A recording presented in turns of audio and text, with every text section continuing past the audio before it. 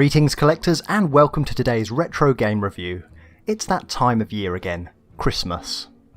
The mince pies are laid out for Father Christmas, the deer are warming up for the big night, and children and adults alike stare into shop windows admiring the latest toys. Rather than give you a Christmas themed game episode, I'd like to take the opportunity on the channel to share a game from my Christmas past. With it being the season of fairy tales, what better game to share with you than a retro fairy tale? This is no ordinary fairy tale though, this is Faery Tale Adventure. And to tell this story, we're going to have to journey back to the 1980s.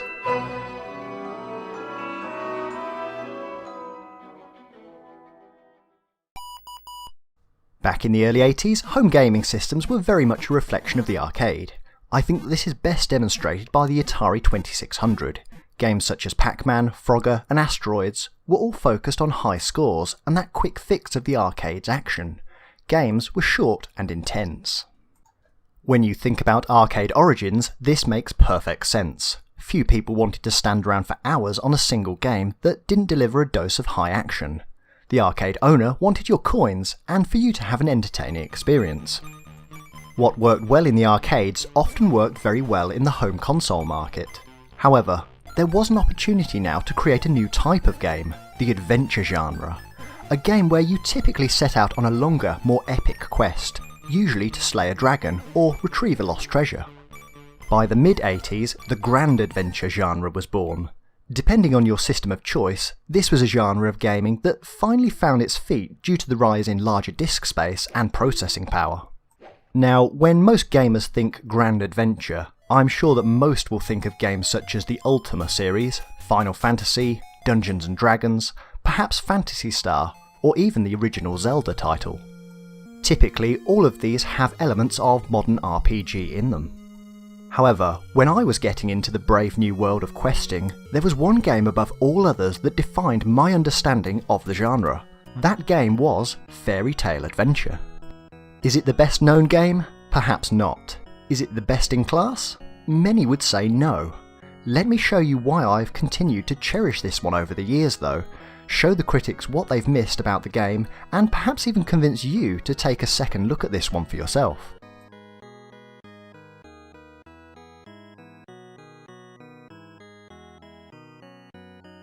I think that it's only appropriate that we start with the physical box.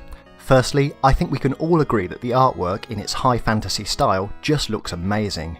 The hero being dwarfed by the fire-breathing dragon is enough to sell the story. In this age of Dungeons & Dragons, the artwork really ticks all the boxes. With no internet reviews and only magazines to really market games, decent box design wasn't just a nice to have, it was essential, and one of the reasons box art of the 1980s stands the test of time so much better than some of the decades that followed it. Now, you'll notice the word fairy spelt with F-A-E-R-Y. This is a really great touch to put you in mind of older English spellings. In native British English, you are likely to see the word fairy spelt F-A-I-R-Y, perhaps 9 times out of 10. In wider Europe though, there are several variants of the word. I was interested in the origins of the word and did a bit of research just for fun. In older German, the word can have a base of F-E-Y, meaning a kind of fairy. In older French, fairy is a derivation of fée, which in itself has a Latin base. Back in ye old days, when the French came to what we now know as Britain, they brought their language with them. Seeing as in the old days very few could read or write, various interpretations of the word became acceptable. Generally though, the A-I-R-Y spelling won out. However, the A-E variant is still accepted as a more romantic version. You'll notice also that the game is described as an epic fantasy adventure, and it truly is, as I will explain later. The rear of the box continues to sell the story, with screenshots of foreign lands and black knights. It does everything it should as a package to appeal to those seeking out their next quest. Now the fun part, the unboxing. You're greeted with a decent selection of content. Firstly, the 3.5-inch floppy disk. The publisher could have just slapped on a white label on this one, but they didn't. They created an off-white label to give the aged effect. It's a small detail, but I always enjoy those moments when the publisher pays attention to detail to build the experience for the gamer. Next up, the Micro Illusions warranty card. Simply complete and send back to Granada Hills, California if you wish. I'm here in the UK and 3 decades late, so I probably won't bother. You'll also get the Micro Illusions interactive entertainment brochure of the latest games. There's all sorts of games: Questmaster, Mainframe, Dr. Plummet's House of Flux. I literally have never heard of that game. Romantic Encounters at the Dome. Again, why have I never heard of this game? It sounds sort of interesting. Romantic Encounters at the Dome is an adult text experience and contains some scenes that are intimate in nature. This product is recommended only for those over the age of 16. This game was created by Lee Thomas, an award-winning playwright and screenwriter. I'm sure that Encounters at the Dome has possibly fallen off his resume by now. Finally, this just screams 1980s. Scooby-Doo, Jetsons, Flintstones and Johnny Quest. Someone's riding that Hanna-Barbera license pretty hard. Anyway, back to Grand Adventure, and we continue with the manual, which is just stunning. Really, it just puts me in mind of 80s questing. It has that handmade feel to it, and is completely on style for fantasy adventure. Inside, well played, Micro Illusions. This is how manuals should be written. You'll discover the backstory, lore of the world, and absolutely beautiful illustrations. It's simple, yet completely sells the idea that as the gamer, I'm the one going on the adventure. In short, I'm engaged in this world and I have a stake in the quests to come. It really makes you miss the old days when publishers really went the extra mile to create an experience, not just a game. Of course, the manual also explains the control, narration and combat systems in an effective way. There's also an incredibly helpful section on the keyboard shortcuts for magic and even some useful hints to get you started.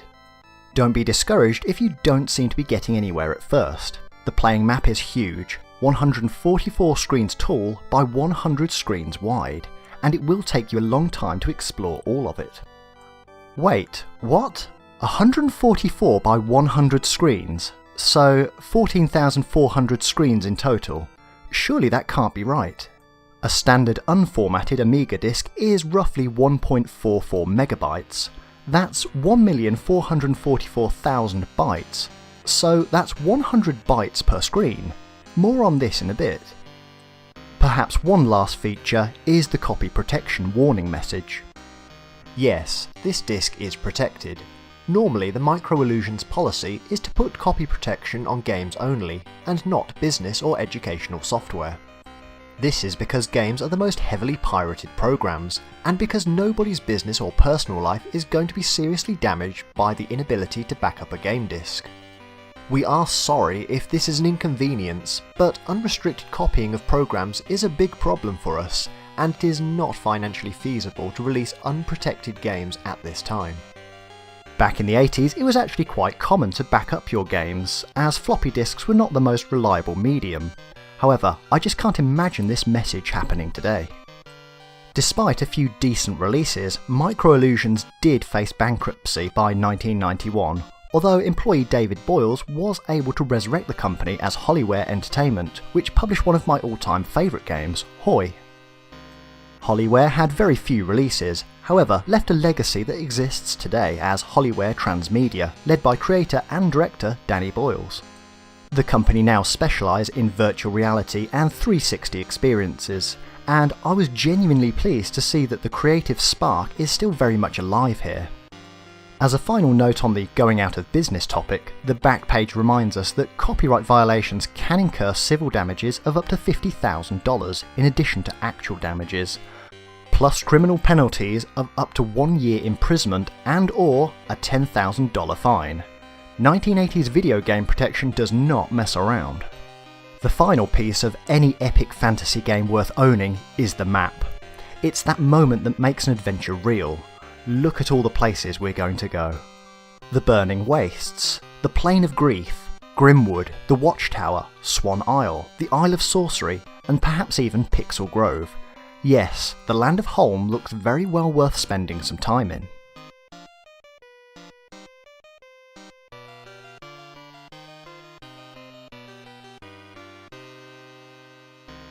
It's worth noting here that this is the Commodore Amiga big box version. The game was ported to several other systems. interestingly to the Sega Mega Drive and Sega Genesis, both by Electronic Arts. For my money though, both seem to fail in making the best use of the original artwork. The UK PAL edition zooms you right up into the action. I get what they were going for here, but I can't think that the impact is somehow lost, as the viewer can't easily appreciate the scale of the landscape or context of where the characters are. Interestingly, the US NTSC edition for the Genesis has the opposite issue. Someone said, let's take this great artwork and make it far smaller than it needs to be in favour of a black and blue border. It's fair to say that this was more in line with Electronic Arts' other games published at the time, but looking back it looks like a wasted opportunity. Prepare for some disappointment inside too in terms of the paperwork. The manual is functional and resized so that it could be housed in the smaller case. There is a map thrown in for good measure, but side by side it's clear that the publisher's heart just wasn't in it. In terms of presentation, the Sega 16-bit editions are actually a fair rendition of the original. The menu system has been revised to support the Sega control pads, which work surprisingly well for this type of game. The music has taken a little bit of a hit in quality, but overall the conversion was handled rather well. For my money, I would still advise you to stick with the Commodore Amiga editions of the game for that real experience of adventure though. After you've marvelled at the packaging, it was time to get into the game.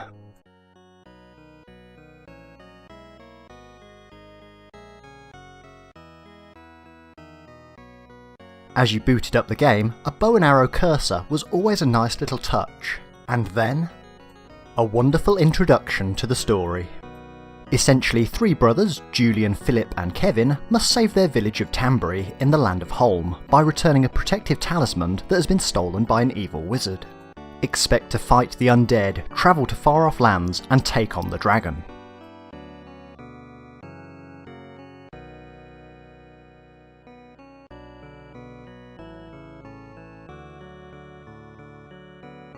But what's this? A riddle even before we start. Open up your trusty map and complete the phrases, and then you're good to go. The messages around the map act as security protection for the game. Again, this is something that is just embedded in retro gaming culture. The physical props provided a link for your journey and embedded you in the fantasy world. There's nothing quite like a good map to immerse you in the new world, especially when it's multifunctional.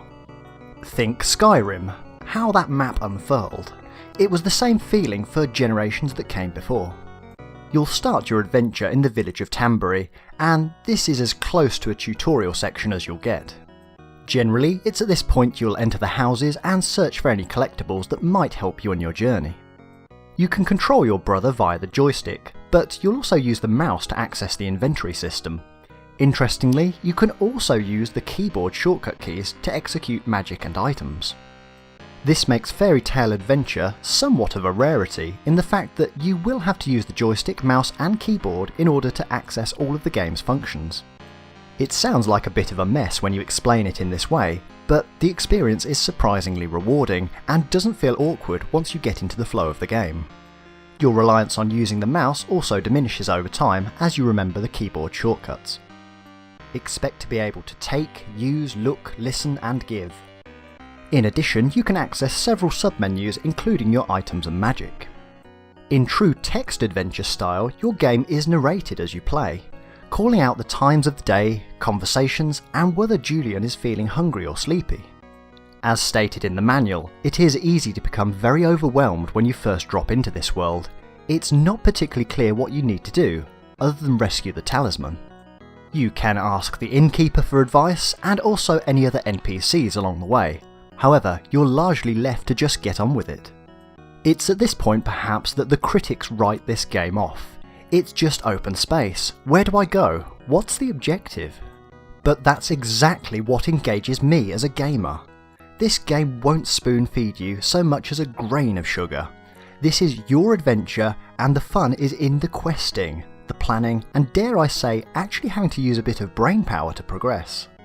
But when you do, it's an incredibly rewarding game. Your general experience will be setting off with little more than a Swiss Army knife. And then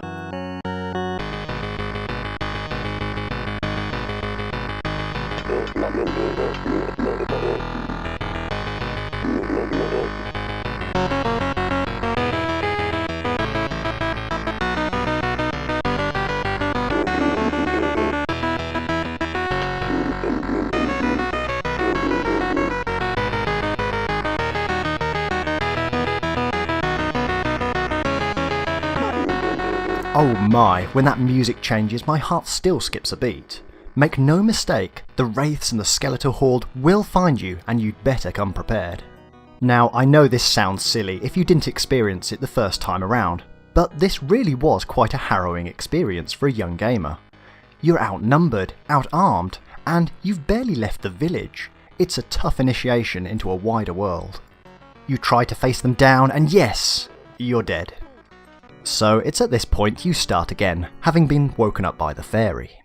You'll soon learn that certain items will drastically help you. For one, a sword or a mace will dramatically help you in combat, but how to get hold of one?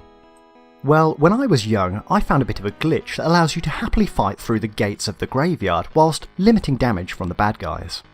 The other way to quickly gear up is to use a jade skull. They are rare, but launch one of these and your attackers will quickly die. Then simply stand over their bodies and loot them for items. If you have the cash, the innkeeper also keeps a small selection of weaponry. Okay, so now we're getting somewhere. We're a bit more combat savvy and finding our feet in the world. It's at this point it's worth revisiting the core mechanics of bravery, luck, kindness, vitality, and wealth. These act as your battle skill, lives, kindness, health, and gold. All of this is fairly self-explanatory, perhaps apart from the kindness mechanic. Throughout the game you'll gain kindness points by helping people, sometimes by talking, other times by giving them money. This leads to different experiences. Some characters simply will not converse with you if your kindness level drops too low, whilst other characters will gladly help you in return. It's a neat little mechanic, and one that games such as Fable resurrected years later. Of course you can always go on a retro killing spree and murder every beggar you see. But it's Christmas, so we won't. Instead, you could give them a coin and get some advice in return. It's your adventure, so it's up to you.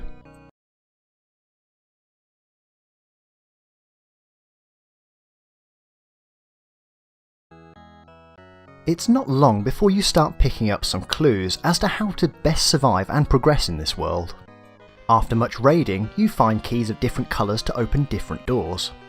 Glass vials will restore health, and totems will show you your surrounding area on the map. If you get a bit lucky plundering early on in the game, you may also pick up a gold ring. These are especially useful early on as they will briefly stop time, allowing you to mug any attackers for their weapons, gold and keys whilst they're frozen. Perhaps one of the most useful items outside of the jade skull for killing enemies mentioned earlier are the blue stones. If you're lucky enough to find a stone circle, stand inside it and you can teleport around the map. It's a bit of a messy system, but in some respects the only way to cross this epic landscape. It is a bit of a dark art in working out where you will end up, but it's an absolute game changer once you work out the teleportation system network. Again, the game won't spoon feed you here at all. You can see dotted on the map hints of the stone circles, but it's you as the adventurer that will have to really put the pieces of the puzzle together as you teleport across the landscape. And how about that landscape? Now, you'll remember earlier the claims of the map size, the truly huge 144 screens tall by 100 screens wide. Now, seeing as we lose around a quarter of the screen to inventory, this may actually equate close to 108 by 75 screens. However, that's still 8,100 screens of adventure. But then again, taking into account all of the interior areas, such as the catacombs and the Dragon's Cave, it may well be possible that the 17,000 screens stated on the box is indeed possible. And let me tell you, this world is huge. Seriously huge. Your character will die of starvation before crossing all of it. The map really was the Skyrim of its day. Being placed in a world this large caused much talk at the time and fueled gamers' passion to share stories, locations and tips. If you do find yourself stabbed to death, you'll be resurrected several times by the fairy based on your luck score. The inevitable will happen though, and you will be dead for the last time. It's at this point the next brother's adventure will begin. If he can find the bones of his brother, it's possible to loot his corpse to retrieve the weapons and items he carried whilst he was alive. Again, Merry Christmas everyone! Online you'll now find various resources to help you as gamers can share their tools, but make no mistake, even if you can view the whole map, you're still going to have the adventure of a lifetime stocking up on food and finding all of the hidden secrets to traverse it successfully. It truly is a beautiful experience, and whilst Faery Tale Adventure may push many gamers to their limits, it is certainly a game that rewards you for exploration and perseverance. The time you find that key you needed, the time you fight the dragon, traverse to the witch's lair, or go surfing on the turtle. Julian is sleepy or hungry? Then he'll be almost uncontrollable, shaking with low blood sugar. Day and night cycles? You bet. A range of landscapes including burning wastes, deserts, catacombs, bogs, forests, and even the ability to go swimming, they're all in here. Shout at the innkeeper and he'll tell you off and then ignore you. Shout at a wraith and they'll scream back. With adventure games, it's all in the little details that build up the world, and I'm really pleased to say that there's enough of these small subtle interactions that really make up the world of Holm, and it feels lived in and not just a generic fantasy land. Do you follow the path or go into the wild? It's your choice. More than any other game of the era, Faery Tale Adventure still seems to me to be aiming for a certain type of gamer. A gamer that wants an adventure to unfurl in a very organic way, rather than a point-to-point quest. Sure, the game will drop clues, but they really require the player to put the pieces together. Hours of exploration simply chip away at the game, and you progress in very small elements at a time, still making this a real go-to game for myself and others that enjoy 80s adventure. Take this example. You'll be given advice to seek a friend from the sea. Later, you may also encounter a scroll with a similar message. It's your job to link that a friend from the sea could be a turtle, so now head for Turtle Point on the map. Again, you're working on a theory only here. All of a sudden, you'll be attacked by red snakes, as you defend the turtle's eggs. Then, nothing happens. That's right, if you aren't perceived as kind enough, the turtle won't trust you, and in return, the event of the turtle appearing to thank you and give you free rides won't trigger. Now this is exactly the kind of 80s puzzle that has been dropped from more modern adventure games. Whether that's a good thing or a bad thing is really up to you. At the time though, sharing these secrets with a friend was what it was all about. The game isn't completely cruel though, as you can activate the turtle by claiming the seashell, which is hidden in the watchtower, which is actually my preferred method. The seashell will also eliminate the on-screen enemies too, making it a 2-for-1 bonus item. The drawback here though is that the watchtower is in a completely different part of the map. However, you will need the turtle to traverse to the Isle of Sorcery, as it is impossible to swim across the sea yourself. In there, you'll meet the sorceress, who will in turn give you one of the 5 statues which are also needed to progress through the game. Working all of this out is a challenge, but isn't that the point of a grand adventure? One of my general gripes of the reviewing community is the general criticism I hear time and time again where people will say, this game is too difficult. Whilst I can certainly see where they're coming from, I personally wouldn't say that that makes this a bad game at all. I came for a challenging adventure, and that's exactly what I got. It's also what I find so lacking in more modern adventure games, and has helped kept my love of older adventure games alive, and for other retro gamers too. To even this one up, I have to concede that some clues are a bit abstract. Take this one for example. To receive a fairly useful clue, you have to hang around the graveyard until midnight. The narration box will alert you to this. Then unlock the crypt to find the spectre that will give you the information you need. Is this a fair challenge? Well, maybe. You are advised by others to go to the graveyard at this time, but not explicitly told the purpose of why, and with the game having quite a few clues and potential dead ends, it's not always apparent which advice to act upon. Either way, how cool is it that first time you see the spectre after having expected an empty crypt, as you have been so many times before? So could these types of time-sensitive clue work in a more modern adventure game? The answer is yes, they certainly can. As with our spectre in Faery Tale Adventure, you will also find this mechanic in games such as Zelda Majora's Mask. Ironically, Majora's Mask was received with a lukewarm reception after the more traditional Ocarina of Time, yet over the years gamers have warmed to Majora's Mask as time-dependent clues have become more accepted as a gaming mechanism. Faery Tale Adventure was just ahead of its time.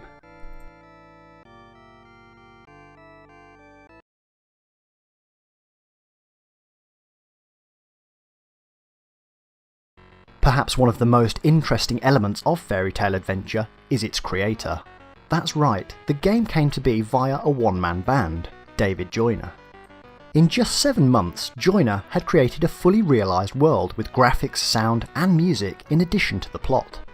Without making this episode incredibly long, it's just worth saying that Joyner is an absolute genius, and in my opinion one of the great unsung heroes of the 80s era.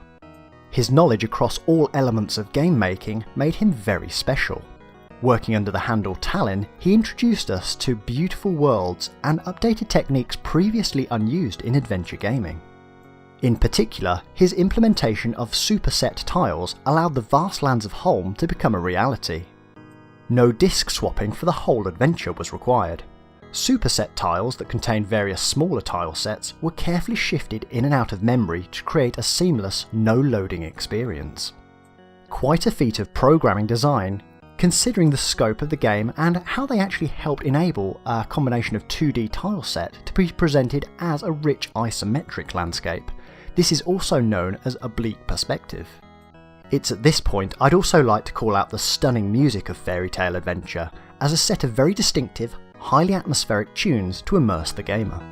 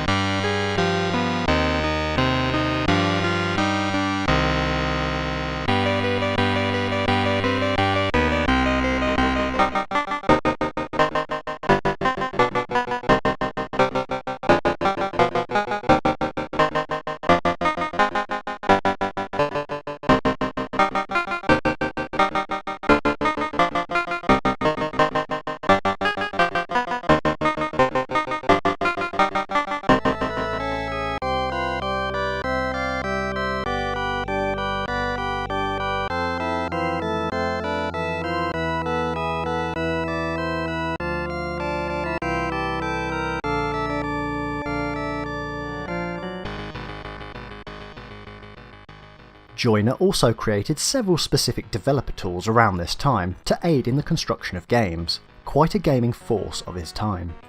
His love of the fantasy genre was then proven beyond doubt as he directed the 1994 masterpiece Inherit the Earth, Quest for the Orb. Quite the adventure in its own right, and now surprisingly available in the Steam shop with an approval rating of 96%. David Joyner is still about, and I would highly recommend reading his blog for a mix of technology and coding editorials. If I can also briefly return to the subject of packaging at this time, the game can tell us something a little more about the era itself.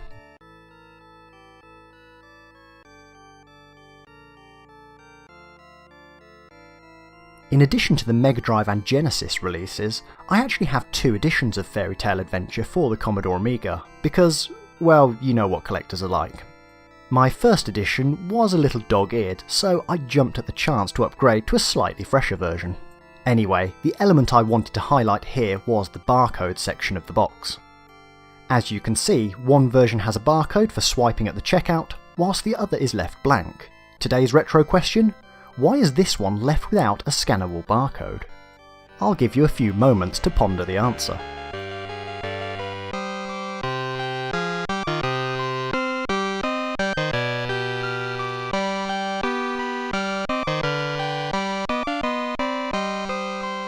If you said, I peeled it off, nice try, but no. If you said, this is the prototype edition, also a good guess, and could have been right, but no, I'm not that lucky. The correct answer is that this was actually a reasonably common practice in the 80s. Full retail releases were shipped to wholesalers in multiple countries. If they wished, each country could assign the appropriate barcode for their region for use in physical shops. In the UK, we tend to refer these as EAN codes, or European Article Numbers. In the USA, you may be more familiar with the term UPC, or Universal Product Code. Essentially, they're a unique asset number used for tracking inventory and identification of a product.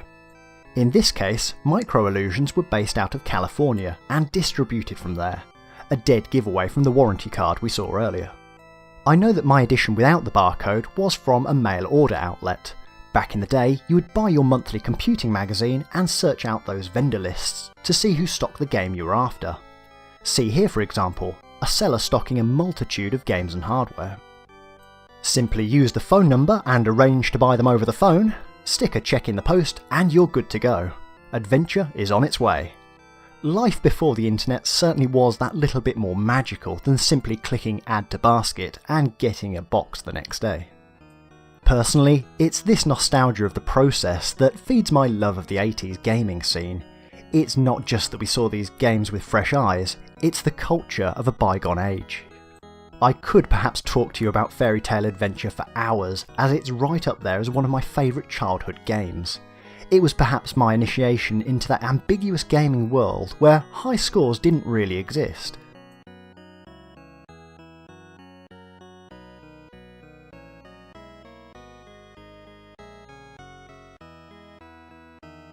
Is Faery Tale Adventure for everyone? Perhaps not. You'll require patience, perseverance, and have to deal with a rather simple combat system. Personally, the game holds up on a personal level due to nostalgia alone. However, the passing of time has made this a little more inaccessible to the newer generations of gamer. The adventure genre grew up. Graphics, storylines, and mechanics all developed, and that is a very good thing indeed. In my youth, games like Ultima felt very grown up, and I couldn't identify with them, and so inevitably ended up giving up on them quickly at times. However, Faery Tale Adventure kept all that raw difficulty of exploration, but sugarcoated it just a little bit with more relatable fantasy. The presentation just took the edge off of what is perhaps one of the more challenging genres to get into for the new starter. I'd like to think that the game left a lasting legacy, and it's a shame that it's not part of a wider universe. The eagle-eyed of you may have noticed the subtitle Book 1 on the game cover, implying that this was to be a series, and in a sense it was. Unlike Michael Jackson's History, Book 1, Faery Tale Adventure did indeed see a Book 2. Halls of the Dead was released in 1997 by the Dreamers Guild. If I'm honest, I have mixed opinions of the game. It is a decent curiosity piece though, for those looking for obscure sequels. Faery Tale Adventure may not be everyone's cup of tea, but if the critics are to write this one off, understand first what it is that you're missing out on before dismissing it yourself. It's a very competently made game, has excellent audio, and has huge scope for exploration. Add into this the excellent manuals and maps, if nothing else it's a really nice little time capsule from the 80s. It's worth noting that Faery Tale Adventure did leave somewhat of a legacy for gamers. Despite being published in 1989, it has become a game that has kept a somewhat small but loyal following over the years in the retro gaming community. There's the gamers that make long play videos. The historians that spend great time creating complete walkthroughs. I'd also like to give a special thank you to Lucas Sudinsky, who painstakingly recreated the world map for us to enjoy and to follow. And of course the creator, David Joyner himself, who still keeps us up to date with more modern projects. To this day, I can still remember all of the security phrases by heart, and I do consider myself to be one of the many that this game had an impact on. If you are interested in Faery Tale Adventure, I'd recommend giving it a go. If you can get past the first 4 hours or so without quitting, you may just become a fan for life, as I became all those years ago. Over the years, many Christmases have come and gone, but I do still find it a time of year for looking backwards, the presents you received in the past, and the games that you sank your time into. For myself, Faery Tale Adventure really does encapsulate this feeling from my youth, and the time spent in the Christmas holidays fighting off raves, opening locked doors, and discovering the secret lands. So, for those of you that are a little older now, I'd invite you this Christmas to dust off an old game from your youth and relive the magic, no matter what game that might be. For those of you with children of your own now, why not give them a glimpse of the way you used to play when you were young? Okay, perhaps not this game with wraiths and ogres, show them Sonic or something, you don't want to traumatise them too much. And with that, I wish you all a Merry Christmas from the channel, and I'll see you all in the new year. Happy gaming!